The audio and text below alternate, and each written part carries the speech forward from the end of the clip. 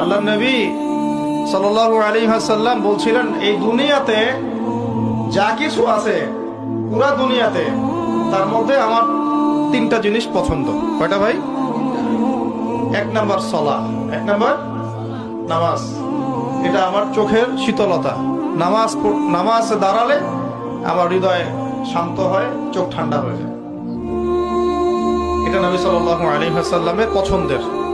দুই নাম্বার, এই পুরা দুনিয়ার মধ্যে আমার পছন্দ হচ্ছে সুগন্ধি। কি পছন্দ?